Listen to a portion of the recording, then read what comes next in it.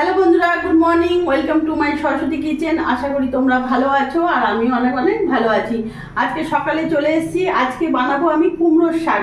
তোমরা হয়তো থাম্বনেল দেখে বুঝতে পেরেছো। আমি এই দেখো কুমড়োর শাকটা ভালো করে কেটে ধুয়ে নিয়েছি, পরিষ্কার করে কেটে ধুয়ে নিয়েছি। আর এটা আমি বানাবো চিংড়ি মাছ দিয়ে। তো আমি বড় সাইজের কিছুটা চিংড়ি মাছ নিয়েছি, এখানে আলু বেগুন কেটে নিয়েছি, রসুন কুচি নিয়েছি আর যা যা লাগে এখানে রয়েছে। তো তার আগে আমি গ্যাসটা ধরে নিয়েছি, কারণ গ্যাসটা না ধরার কড়াইতে গরম হতে আমার দেরি লাগে, ওই জন্য আমি গ্যাসটা আগে ধরিয়ে নিয়েছি। আমি কড়াইতে তেল দিয়ে দেবো।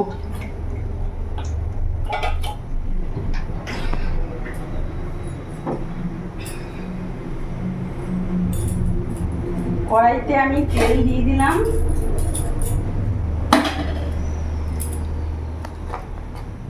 সামান্য কড়াইতে আমি নুন দিয়ে দিলাম, অল্প একটু হলুদ দিয়ে দিলাম আর চিংড়ি মাছগুলো ছেড়ে দেবো।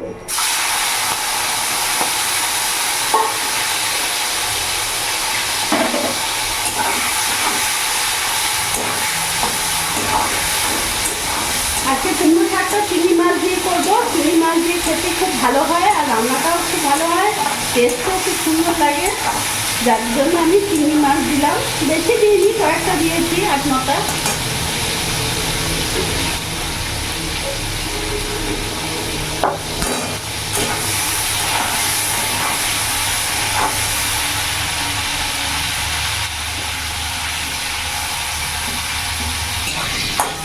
আমার চিংড়ি মাছটা ভাজা হয়ে গেছে, এটা আমি নামিয়ে ফেলবো।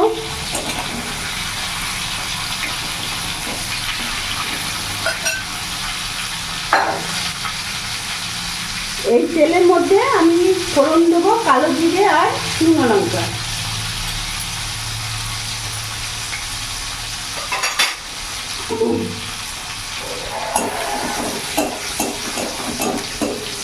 এরই মধ্যে আমি এখানে রসুন কুচি করে রেখেছি, পুরোটা দিয়ে দেবো।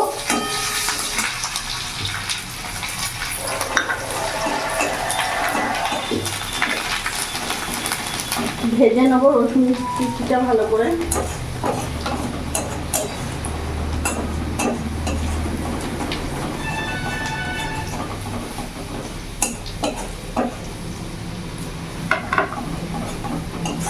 আমার ভালো ভাজা হয়ে গেছে, রসুনের একটা গন্ধ বেরিয়ে গেছে।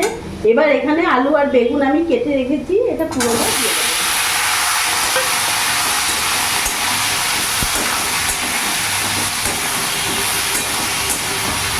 গ্যাসের ফ্লেমটা ফুল রাখবো।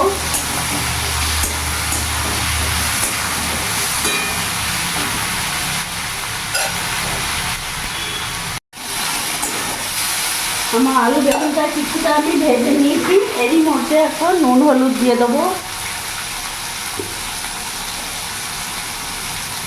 নুন দিয়ে দিলাম, হলুদ দিয়ে দিলাম, ভালো করে নাড়াচাড়া করে নেবো কিছুক্ষণ।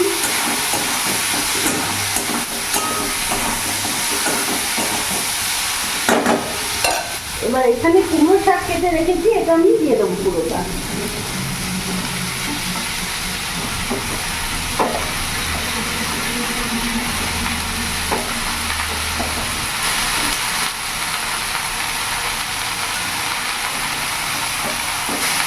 গ্যাসটা এখন মিডিয়াম করব।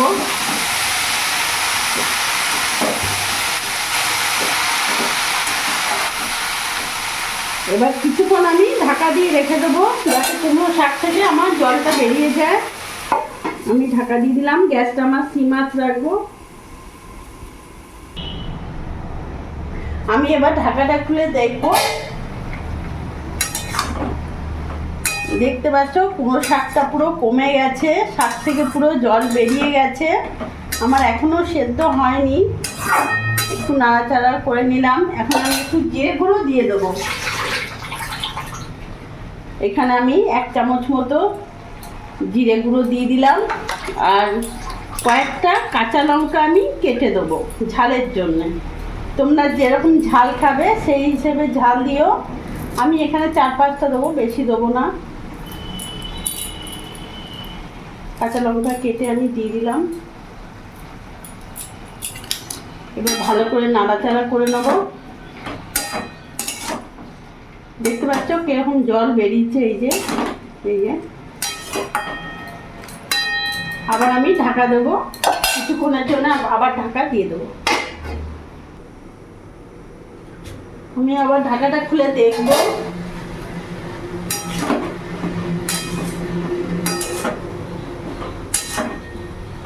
খুব সুন্দর গন্ধ বেরিয়েছে। কুমড়ো শাক বন্ধুরা, তোমাদের কার কার ভালো লাগে কুমড়ো শাক আমাকে কমেন্টে জানাবে। আমার এখনো আলু সেদ্ধ, হ্যাঁ আলু সেদ্ধ হয়ে গেছে। এরই মধ্যে আমি চিংড়ি মাছটাও পুরোটা দিয়ে দেবো। আমি এতে সর্ষে বাটা দেবো না, আমি রসুন ফোড়ন দিয়ে, কালো জিরে ফোড়ন দিয়ে আমি কুমড়ো শাকটা করলাম, তোমরা দেখলে।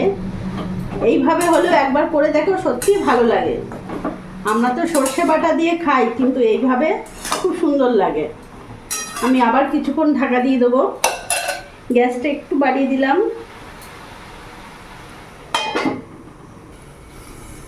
আমি এবার ঢাকাটা খুলে আর একবার দেখবো। গরম,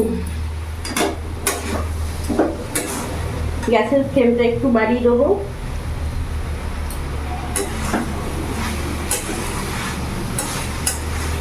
এবার আমি কিছুক্ষণ নেড়ে চেড়ে একটু কষা, যেমন কষা হয় ওইভাবে একটু কষিয়ে নেব।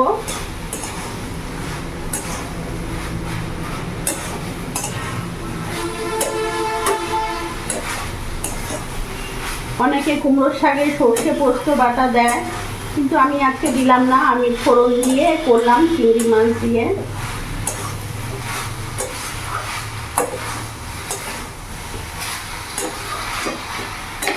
এবার আমার জল দিয়ে দেবো। এবার কুমড়ো শাকের মধ্যে আমি জল দিয়ে দেবো।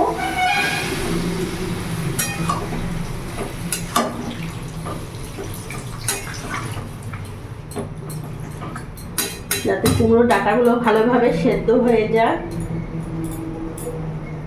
এবার ভালো করে ঢাকা দিয়ে দেবো কিছুক্ষণের জন্য। আমি এবার ঢাকাটা খুলে দেখবো। কি সুন্দর একটা গন্ধ বেরিয়েছে, দেখতে পাচ্ছ বন্ধুরা। আমার পুরো গা মাখো মাখো হয়ে গেছে কুমড়ো শাকটা। এবার এতে আমি সামান্য একটু চিনি অ্যাড করব।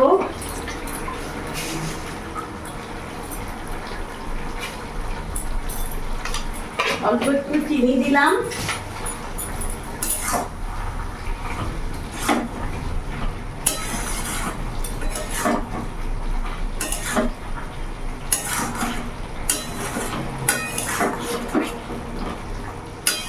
আমার হয়ে গেছে কুমড়ো শাকটা, আমি এবার নামিয়ে ফেলবো।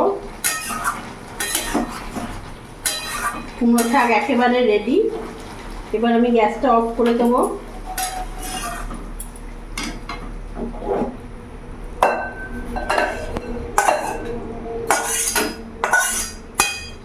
কুমড়ো শাকটা আমি নামিয়ে দিলাম।